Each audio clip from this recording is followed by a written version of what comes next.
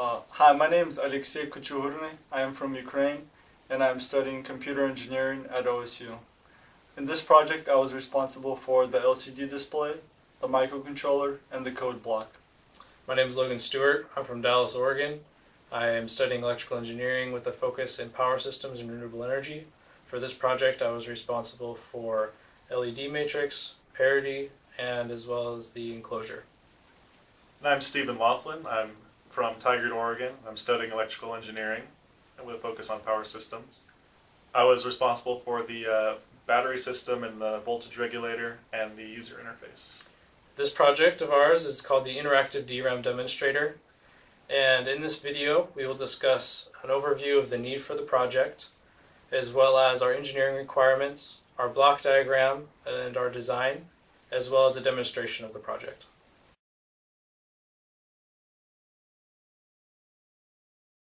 Our sponsor, Micron, is a company that specializes in dynamic random access memory, or better known as DRAM.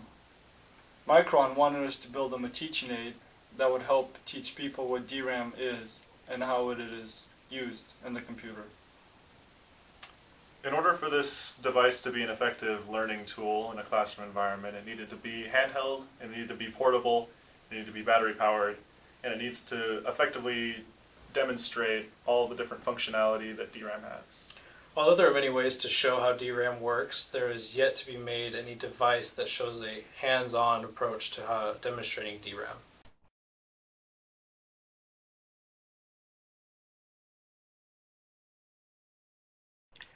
The LED display shows the user what bits of DRAM are high and which ones are low.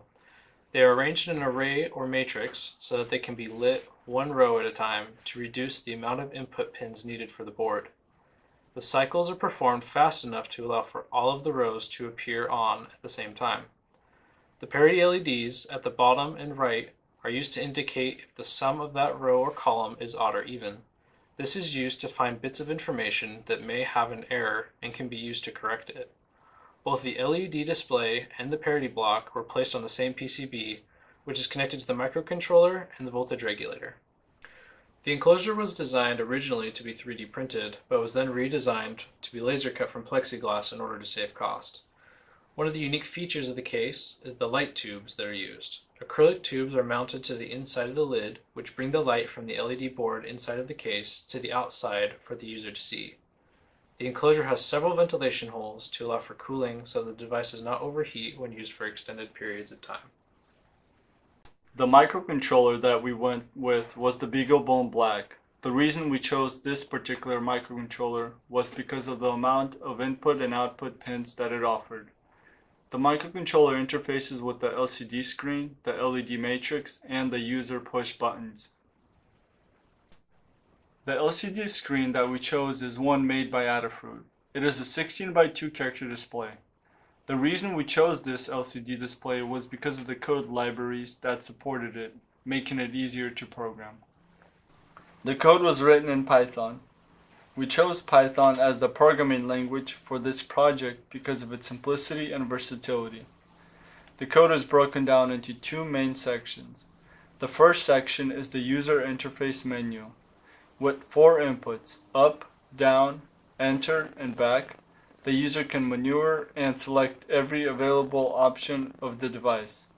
The second part of the code is the output. The device has 2 ways it outputs information to the user: the LCD display and the LED matrix. The DRAM demonstrator is required to be battery powered, and our sponsor wanted it to last for at least 2 hours.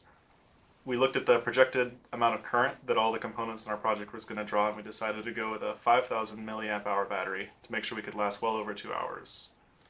We needed the battery to power the microcontroller and the LED matrix through a voltage regulator. Since all those components need 5 volts, we decided to go with a 7.2 volt battery so that the voltage regulator can easily lower down the voltage to the correct value.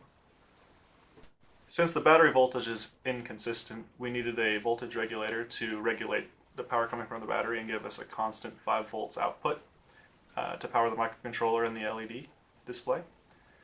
We used a voltage regulator from Texas Instruments called the LM22676 buck converter. And we took the voltage regulator and its associated circuitry and put it on a PCB to make it neat and give us an easy way to deliver power to the components. The user interface consists of an LCD screen and 4 push buttons: up, down, back, and enter. These buttons are used to let the user communicate with the microcontroller and navigate the menu that's displayed on the LCD.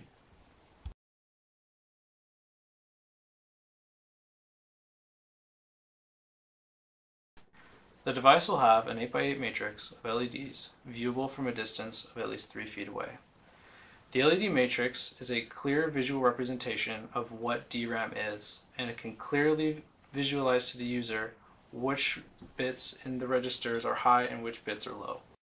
Every parity LED in each row and column will correctly indicate the Boolean sum of the row or column of the LED matrix. The parity bits are used to detect and prevent error or data corruption within the DRAM matrix. The device will be able to store up to 8 8-bit values selected by the user and be able to read each 8-bit value back to the user. This provides the main functionality of the DRAM demonstrator, showing how the processor will read and write to DRAM. The device will use an LCD display to provide information to the user, readable from a distance of at least 3 feet away. We use an LCD display to help the user navigate the menus of the code. The device will be powered by a rechargeable battery. This was a requirement that we were given because the device needed to be portable. So we decided to use a battery that you could charge and recharge to keep us from being tethered to the wall. The device will have a battery life of 2 or more hours from full charge. We were given this requirement so that the device could be a useful teaching tool. And in order to accomplish this, we overestimated how much current our device was going to draw, and we picked a battery that would supply that current for much longer than 2 hours. And in practice, our battery actually lasts significantly longer than 2 hours. The device will weigh less than or equal to 7 pounds.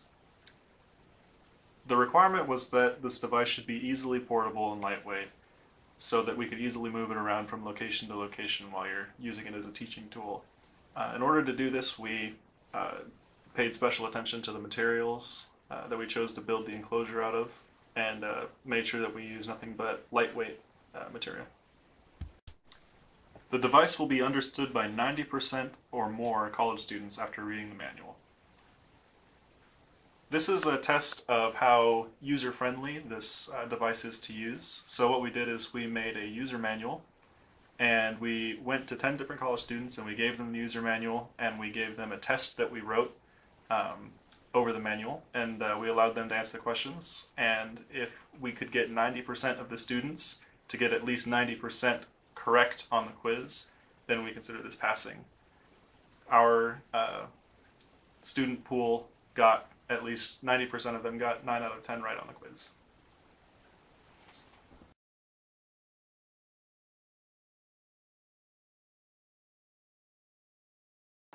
The DRAM demonstrator has 4 main user interfaces. The buttons, which are up, down, back, and enter. The LED matrix, the LCD screen, and the on and off switch. The DRAM demonstrator has 3 main options on the top menu: write, read, and settings. Write lets the users write values to the LED matrix. Read lets the users read values from the LED matrix and be displayed on the LCD screen. And settings provides further options for the DRAM demonstrator.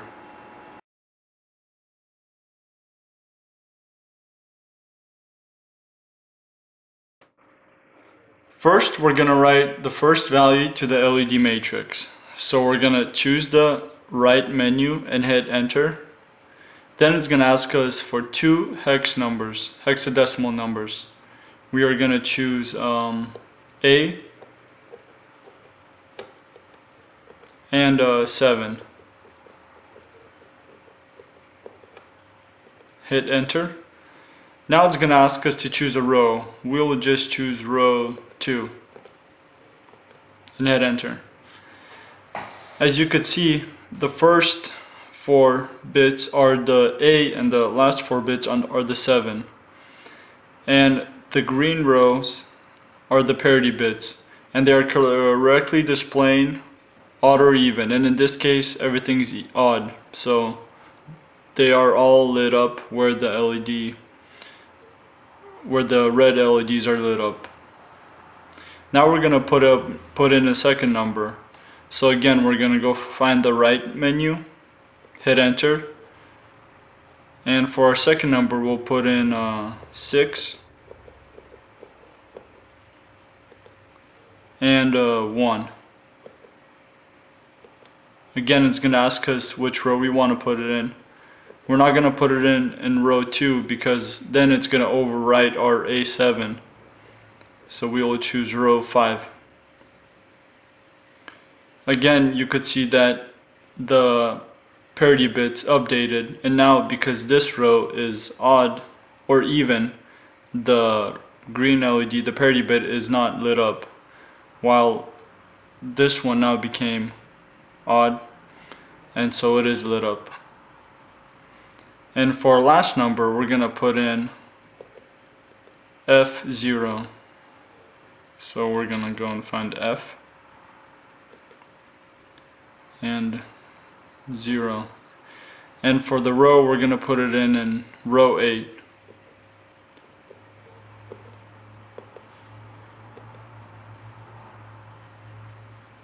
There it is.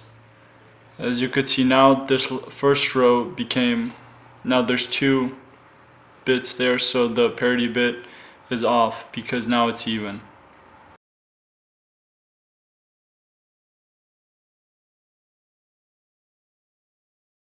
And now to do the read command, we will scroll through the row and find the read command and choose that option.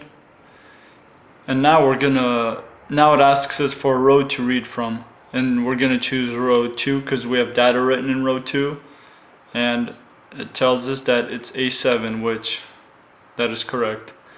And now we're gonna hit enter and go back to the menu. We're gonna go back to the read command and read row 5, 6, 1. That is the value that we put in row 5. And for the last one, we're gonna go into row 8 and see what's in row 8. F0, and that is correct. Those are the values that we wrote in with the right command.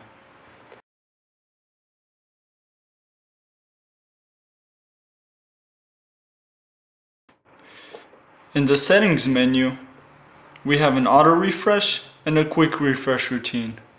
The auto refresh routine will allow us to see how the device will refresh the capacitors that store the data. So when I run this, the refresh happens in 5-second intervals 4 times. This simulates how real DRAM does its refresh routine.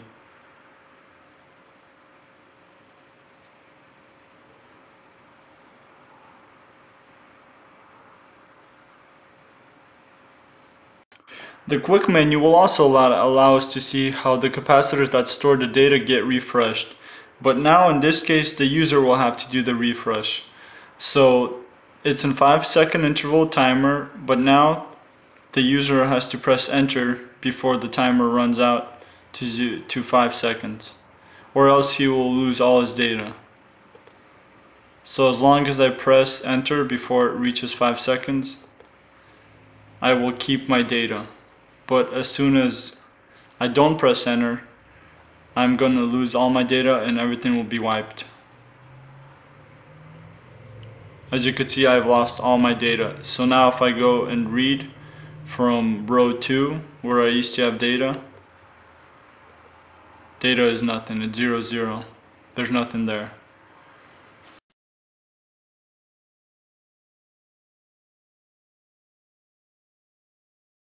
In this video, we talked about the need for the interactive DRAM demonstrator, our engineering requirements, as well as our block diagram, design process, and a quick demonstration of how the interactive DRAM demonstrator works. We hope you enjoyed this video and was informed on the interactive DRAM demonstrator and in DRAM in general.